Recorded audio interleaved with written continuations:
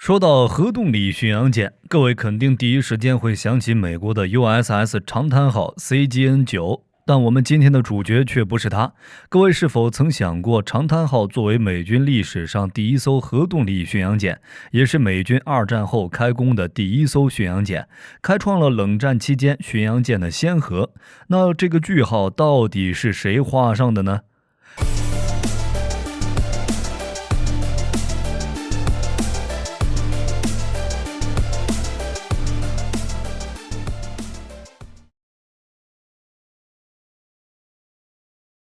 对于长滩号的印象，除了历史上第一艘核动力巡洋舰之外，对于火力军来说，这个名字意味着独苗。没错，长滩号是单独一级一型的版本。这是因为核动力巡洋舰是一种崭新的技术，需要进行大量的试验。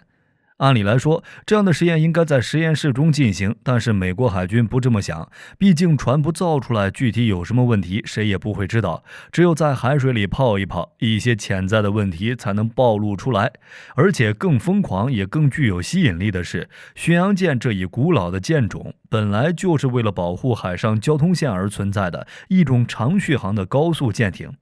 现在有一种巡洋舰可以无限续航巡航全球，又有哪个海军军官会挡得住这种诱惑呢？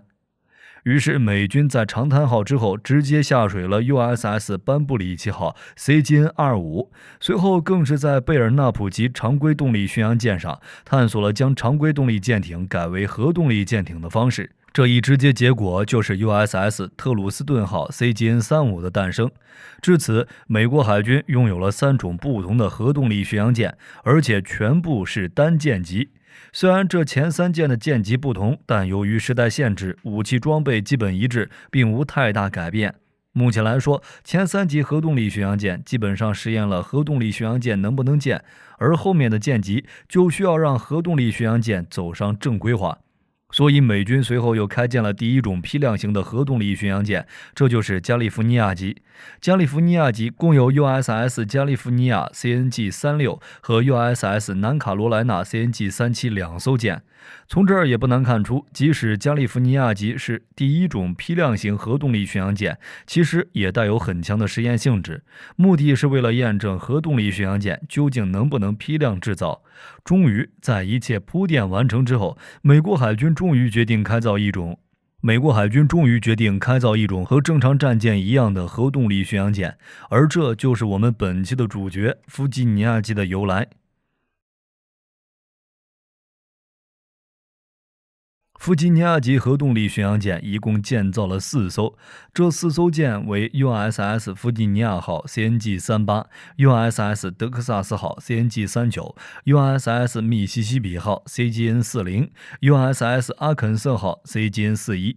制造它们的理由也很简单，因为美国海军在这些军舰之前就拥有了核动力航母。对于核动力航母来说，使用常规燃气轮机的舰艇需要频繁加注燃料，这些补给过程中，舰队的航速和航向都是确定的，几乎可以说是海面上的活靶子。而如果制造核动力巡洋舰为核动力航母护航，那么至少可以避免燃料的频繁加注，让核动力航母战斗群更具有攻击性。在设计上，弗吉尼亚级沿用了美军核动力巡洋舰的一贯设定，即高干舷、平甲板、高舰桥、窄船体的设计。它的设计长度约为178米，宽度约为19米，吃水深度达到9.6米。从正面来看，它的外形细长，充满设计美感。弗吉尼亚级满载排水量11300吨，有2座第二季压水堆通过烧开水的方式推动2座蒸汽轮机，由此输出总共7万马力，推动舰艇跑到30节的最高航速，可以轻而易举地跟上尼米兹级的前进速度。由此证明，核动力巡洋舰是核动力航母最佳的带刀护卫。在武器方面，由于当时隐身性和宙斯盾系统尚未被提出，弗吉尼亚级携带武器依然是堆砌式的。最基础的武器装备有2门 MK45 型5寸舰炮，舰首舰尾各1门。这个武器布局一直延续到后续的提康德罗加级巡洋舰上。同时，作为一型巡洋舰，美军依然延续了防空加反潜加对舰的全能武器布置模式。在剑桥下方，弗吉尼亚级安装了2座4连装鱼叉反舰导弹的倾斜发射筒，作为其主要对舰武器。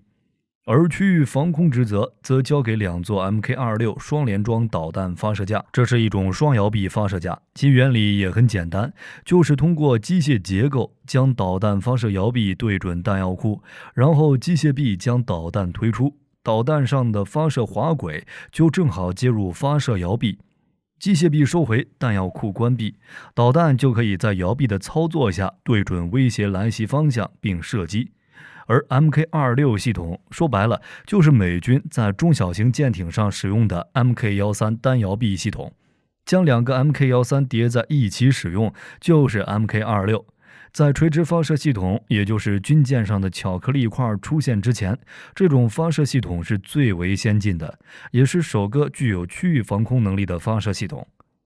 而且更巧妙的是，使用 Mk13或者 Mk26系统之后，就可以不携带 RUR5 ASROC 发射箱。虽然这些发射箱在之前可以同时兼容 RUM139反潜导弹、达人防空导弹以及 RGM-84鱼叉导弹的发射，但比较无奈的是，作为美军新一代区域防空导弹的 RIM-67标准却无法兼容这个系统。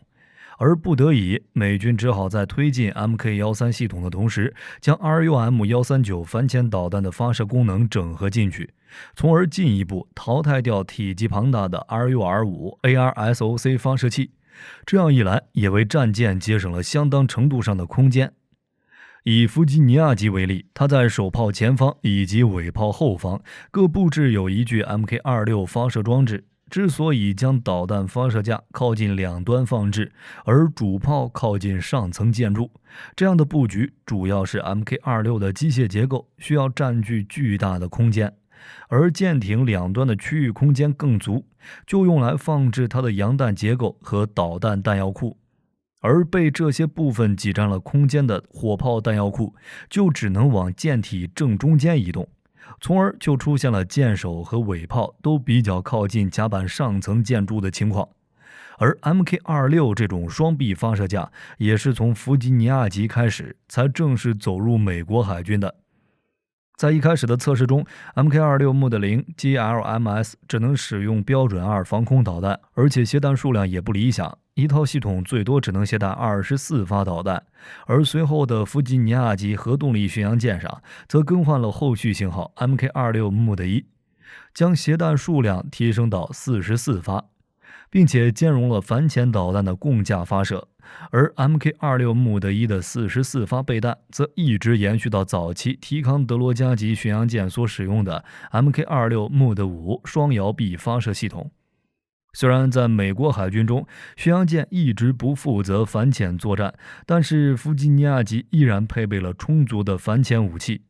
除了 RUB139反潜导弹可以共架发射之外，它还有驱逐舰装备的 Mk32三联装234毫米鱼雷发射管，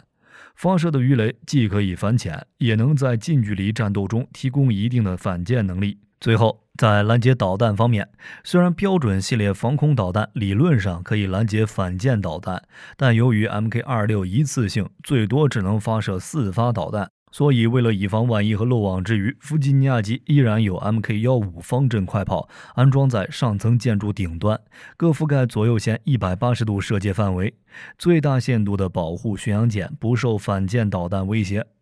单从武器这一点上来看，弗吉尼亚级对比起前行任何一种核动力巡洋舰都堪称中级核动力巡洋舰，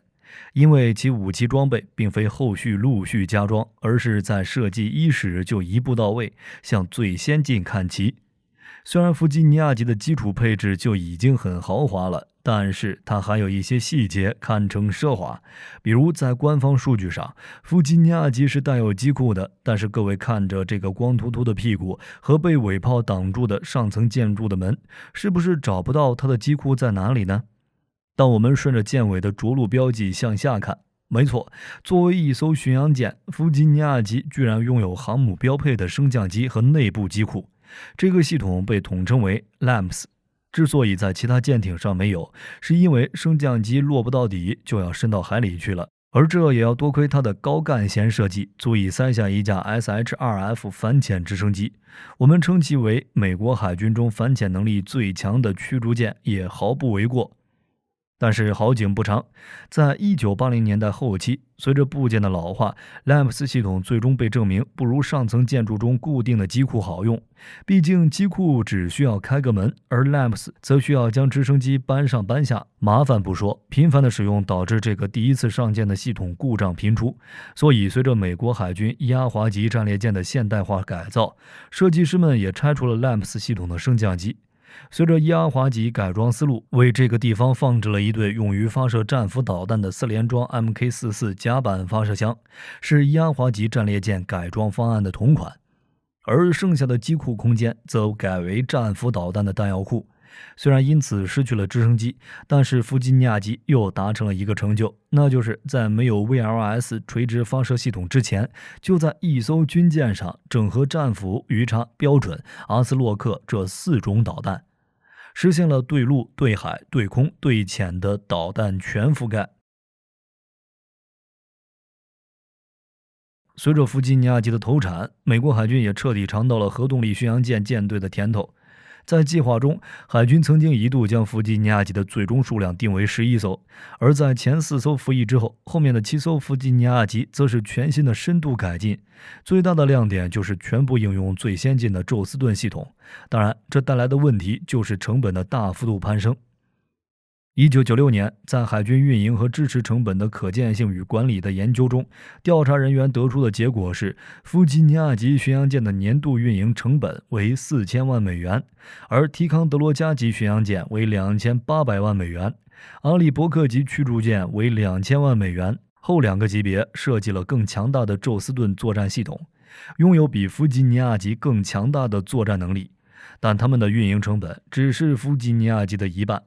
一旦弗吉尼亚级的后续7舰要安装宙斯盾系统，那么运营成本将会可见的直线飙升。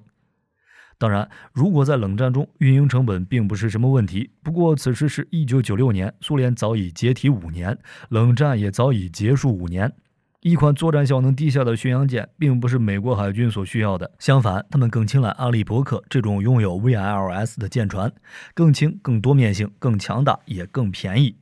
对于弗吉尼亚战斗的恶评并非空穴来风，因为早期用来填补弗吉尼亚级空白的提康德罗加依然沿用了 Mk26双联装摇臂发射架，其服役周期依然相当短暂，并且早早退役。更何况美军在后续的开发中获得了 LM2500 燃气轮机这一传世经典。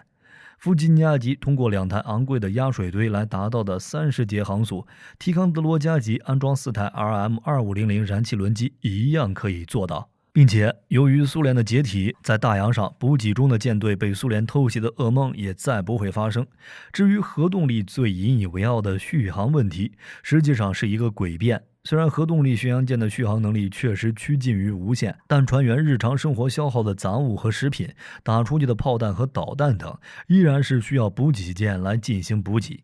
相比之下，虽然常规动力巡洋舰需要时刻补给燃料，但是它可以在补给其他货物时同时补给燃料，缩短补给时间。关键在于，核动力始终是一个危险的能源，而核动力巡洋舰则不仅造价高昂，而且钱花的也不省心。因为核动力相比燃气轮机风险大的不是一点半点。在此消彼长之下，各位不难发现，核动力巡洋舰的优势并非压倒性的，而常规动力巡洋舰的劣势也并非的固定的。所以，弗吉尼亚级被草草退役并不是个意外，而它也是美军服役的最后一型核动力巡洋舰。好了，这就是本期视频的全部内容。如果您还有什么需要补充的，欢迎在评论区和大家一起讨论。我是火力军，咱们下期视频见。